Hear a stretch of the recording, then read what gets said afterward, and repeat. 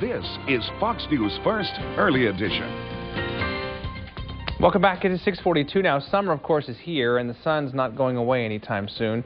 It can be hard to beat the heat, especially for the elderly or those who work and play outside on a regular basis. So we're happy to be joined by Dr. Derick Young with WellMed this morning to give us a little bit more insight. Because, Dr. Young, we just saw a demonstration a little while ago where they put some crayons in a car, and they melt in just a couple of minutes. I mean, people, do they underestimate sometimes how devastating the heat and the sun can be?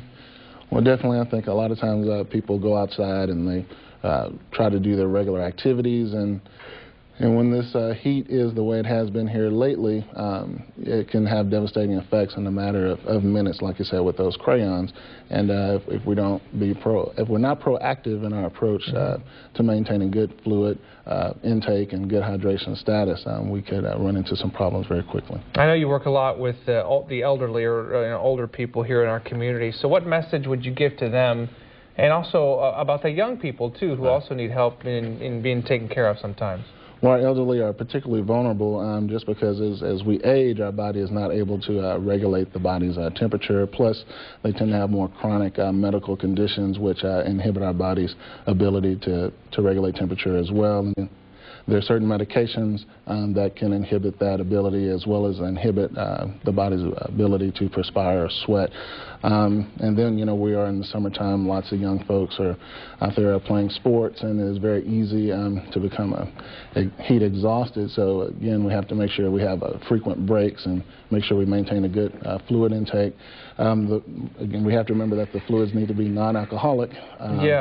For our adults, and then also some sport drinks may be appropriate in certain cases, but you should talk to your doctor if you are on some type of restriction for fluids, or if you have some kind of salt restriction as well. Right. Okay. Warning signs. How do you know, what do you need to look for, and how do you know that something good, or something bad rather, is happening to you?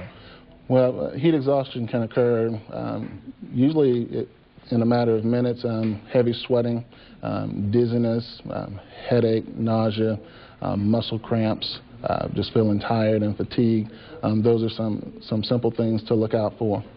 And is it just a matter of putting like a cold towel on you, or just drinking some water, or at what point do you need to go see a doctor? You need to see a doctor if you're starting to feel real bad. You have red, hot, dry skin. Signs of heat stroke are an emergency, so you need to seek immediate medical attention. If you were sweating and been out working, and then all of a sudden you're not able to sweat anymore and your skin becomes hot. So we're about out of time here, but I guess to wrap up, what would be the most important message or the most important tip you want to make sure people know out there? Prevention is the key. We want to make sure that we drink plenty of fluids. Again, you may need to consult your doctor if you have certain restrictions. Right. And stay in the cool. Try to stay out of the heat when the hours are very hot, such as in the afternoon. Right.